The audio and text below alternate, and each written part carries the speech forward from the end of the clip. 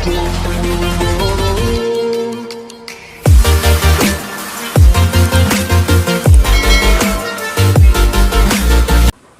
Everyone, so welcome back to Vijay sir's academy.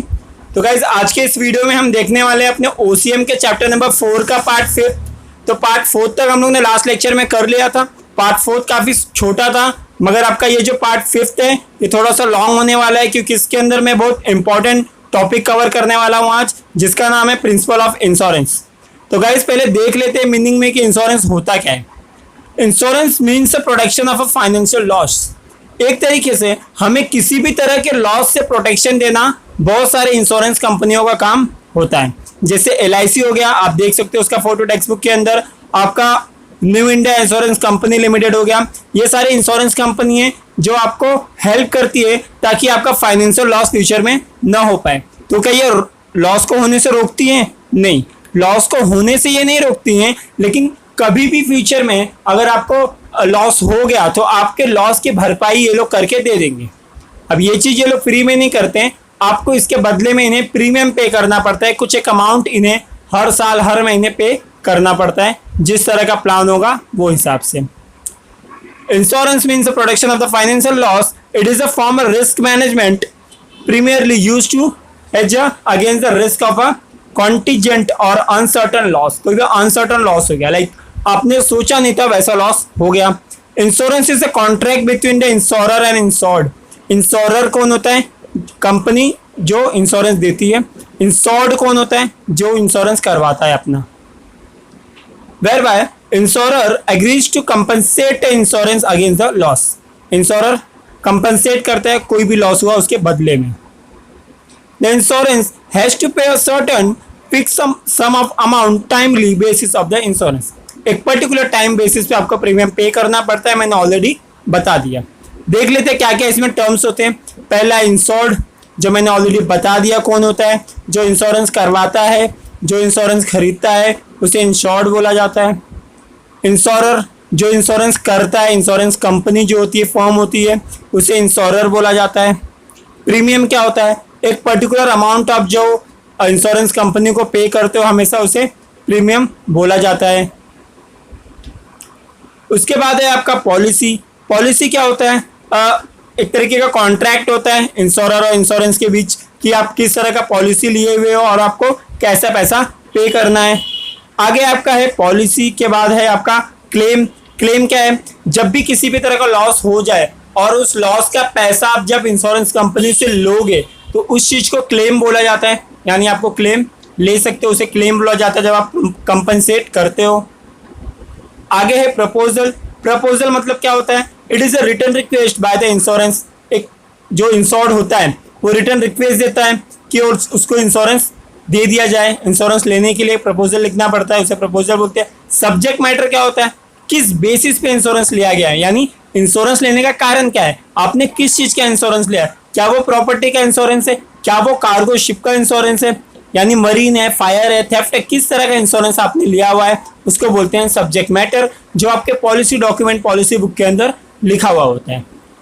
आगे important topic cover करने जा रहे हैं, ध्यान से सुनना एक एक चीज। एग्जाम में बार बार पूछा जाने वाला क्वेश्चन है प्रिंसिपल ऑफ इंश्योरेंस, जो है 4.6.2। तो देख लेंगे कि क्या क्या होता है। पहले तो बता दूं आपको प्रिंसिपल का मतलब क्या होता है। कुछ ऐसे रूल्स एंड रेगुलेशन, कुछ ऐसे लॉ है जो किसी भी इंश्योरेंस को फॉलो करके चलना पड़ता है।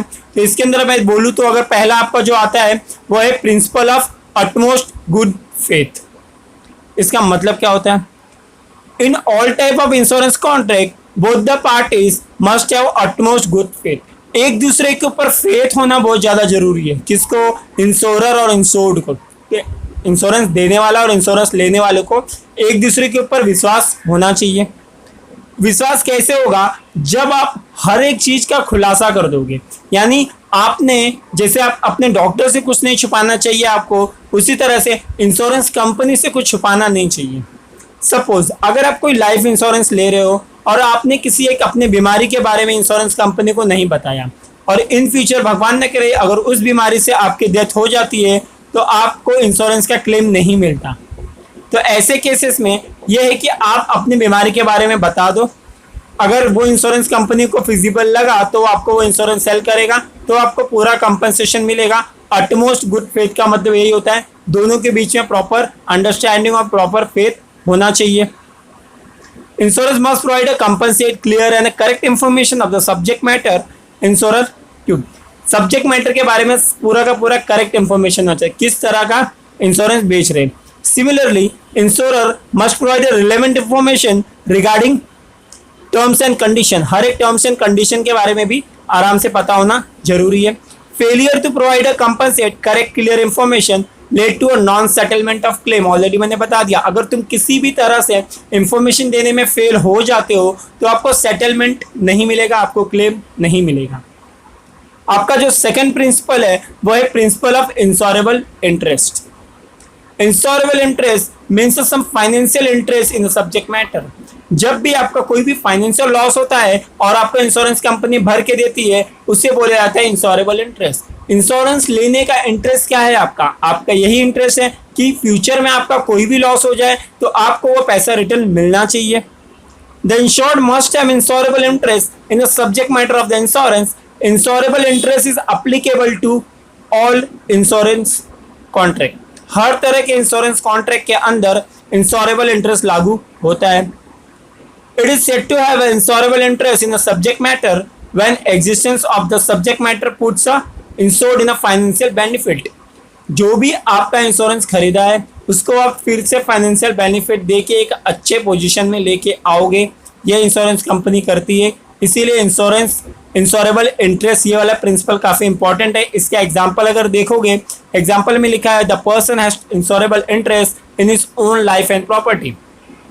इंश्योरेबल इंटरेस्ट, अगर आपने किसी अपने लाइफ या प्रॉपर्टी के लिए इंश्योरेंस लिया है तो उसके फाइनेंशियल लॉस जो होंगे वो कंपनी भर के देगी। सेम उसी तरह से दूसरा भी एग्जांपल है, आप पढ़ सकते हो, काफ़ी इजी वो हो जाता है। थर्ड है आपका प्रिंसिपल ऑफ इंडेमनिटी। इंडेमनिटी क्या होता है? Indemnity means guarantee and assurance to put insurance in the same position.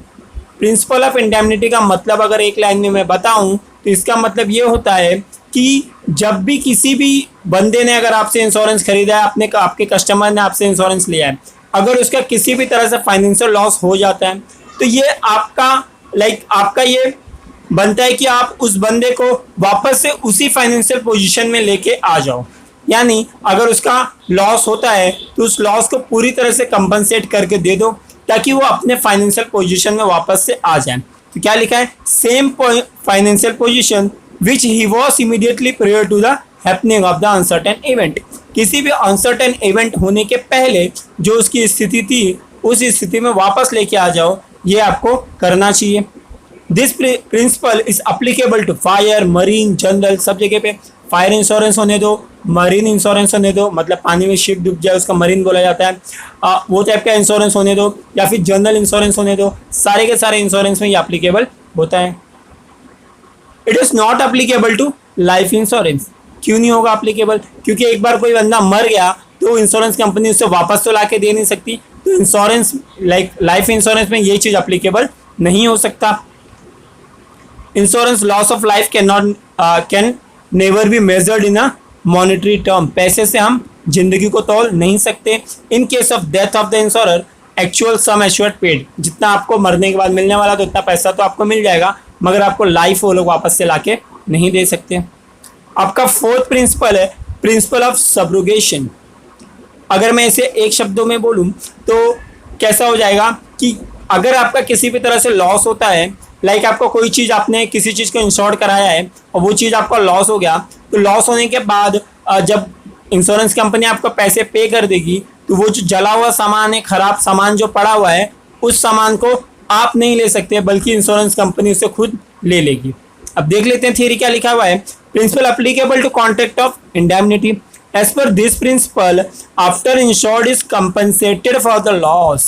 जब भी इंश्योर्ड यानी आपको अगर पूरा पैसा आपका मिल जाता है कंपनी के द्वारा तो आपको वापस से उस चीज़ का जो डैमेज प्रॉपर्टी है वो आपको छूने नहीं दिया जाएगा, वो पूरी तरह से इंश्योरेंस कंपनी ले लेगी, उसे जब्त कर लेगी, उसका ओनरशिप उसके पास चला जाता है।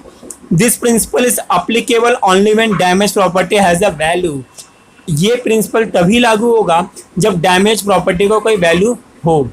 एग्जाम्पल देता हूँ, अगर कोई लोखंड बनाने की लाइक आयरन कंपनी है, लोखंड उसके अंदर बन रहा है और उसमें आग लग जाता है और पूरा जल जाता है वो सामग्री, तो क्या होगा, बाद में उस स्क्रैप वैल्यू उसका मिलेगा, लोखंड बेच के वो पैसे कमा सकते हैं, तो वो लोग स्क्रैप वैल्यू ले लेंगे और आपका जो लॉस हुआ है पूरा पैसा आपको दे देंगे।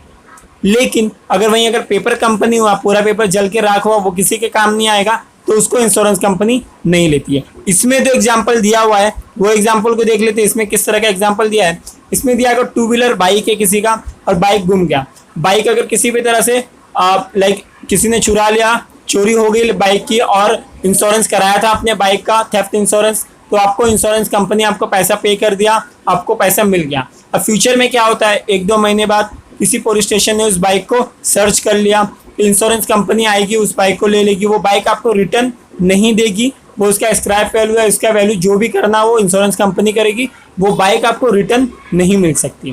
तो एकदम आराम से जो भी जिसमें 4-5 लाइन का जो आपको दिया हुआ है एग्जाम्पल आप खुद से पढ़ के समझ सकते हो, काफ़ी ईजी है, मैंने उसे हिंदी में समझा दिया है। फिफ्थ है आपका प्रिंसिपल ऑफ कॉन्ट्रीब्यूशन। अब इस चीज़ को ध्यान से सुनना, काफ़ी इंपॉर्टेंट है। Principle is applicable to all contract of the indemnity where the insured has taken out more than one policy. जैसे कि आपने अगर एक ही प्रॉपर्टी के लिए एक से ज़्यादा इंश्योरेंस कंपनी से इंश्योरेंस लिया हुआ है तो इसे बोला जाता है कंट्रीब्यूशन। तो आपको उसमें मिलता कैसे है, जैसे कि अगर इसके अंदर जो एग्जाम्पल लिया है, अगर आप एग्जाम्पल को समझ जाओ तो ऊपर की थ्योरी काफ़ी इजी आपके लिए हो जाएगी। एग्जाम्पल देख लेते हैं। इसमें 2,50,000 रुपये का जो एक सामान था कुछ भी, उसका इंश्योरेंस लिया हुआ है किसी ने। एक कंपनी टी से लिया 1 लाख का इंश्योरेंस, कंपनी आर से लिया 2.5 लाख का इंश्योरेंस, यानी 1.5 लाख का 1.5 लाख का 2.5 लाख का टोटल सामान था। 1 लाख का इंश्योरेंस जो था वो इंश्योरेंस कंपनी टी से लिया गया और जो 2.5 लाख का था 1,50,000 का था वो कंपनी आर से लिया गया। और अगर फ्यूचर में लॉस हो जाता है, फ्यूचर में लॉस हो गया, लॉस के अंदर क्या हुआ, अगर 1.5 लाख रुपए का प्रॉपर्टी आपका जल गया, उसमें से 1 लाख बचा है और 1.5 लाख जल गया, तो आपको जो 48,000 था वो टी कंपनी देगी और 72,000 वो आपको आर कंपनी देने वाली है। यानी जिस प्रोपोर्शन में लॉस होगा उसी प्रोपोर्शन में आपको कंपनसेशन मिलेगा। ऐसा नहीं है कि दोनों कंपनी मिलके आपको 1-1 लाख रुपए अलग अलग दे देगी, ऐसा पॉसिबल नहीं है। आपको उसी प्रोपोर्शन में इंश्योरेंस मिलता है जिस प्रोपोर्शन में आपने इंश्योरेंस लिया है।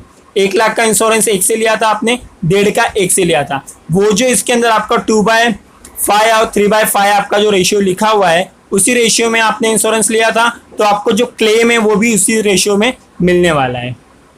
6 पॉइंट है आपका principle of mitigation. Principle of mitigation क्या होता है? मिटिगेशन होता है कि आप अगर आपने किसी चीज़ का इंश्योरेंस लिया हुआ है तो अगर उस चीज़ का लॉस अगर आपके आंखों के सामने हो रहा है तो आप बैठ नहीं सकते, ये सरासर गलत होगा।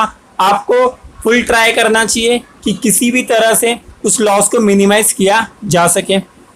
अनसर्टेन इवेंट कोई हो जाता है, insured must take all possible measures. Please line को अंडरलाइन कर लो, काफ़ी इंपॉर्टेंट लाइन है। All measures and necessary step to control and reduce the loss. Loss को रिड्यूस करने के लिए पूरी तरह से मेजर, पूरी तरह से स्टेप्स लेने जरूरी है। इसीलिए ये रिस्पॉन्सिबिलिटी बनती है इंश्योर्ड की कि अपने प्रॉपर्टी को प्रोटेक्ट करें और लॉस को अवॉइड कर सकें। एग्जाम्पल इसमें मिस्टर जयंत का दिया हुआ है, जिनके घर में अगर शॉर्ट सर्किट हो जाए तो ये एकदम से पॉजिटिव होकर ना बैठे कि ठीक है मैंने तो इंश्योरेंस लिया है, घर जलने दो मुझे तो क्लेम मिल जाएगा। इनको कुछ ना कुछ स्टेप लेने चाहिए अपने घर को बचाने के लिए। 7th पॉइंट है प्रिंसिपल ऑफ कॉजा प्रॉक्सिमा। ये देखेंगे काफ़ी इंपॉर्टेंट है, अब इसको आप बहुत अच्छी तरह से एग्जाम्पल से समझ सकते हो। कॉजा प्रॉक्सिमा क्या होता है? अगर मैं एक लाइन में बोलूँ तो इसका मतलब होता है कि जब भी आप इंश्योरेंस लेते हो तो आपको ये देखना पड़ता है कि जो आपका लॉस हुआ है उसका मेन कारण क्या था।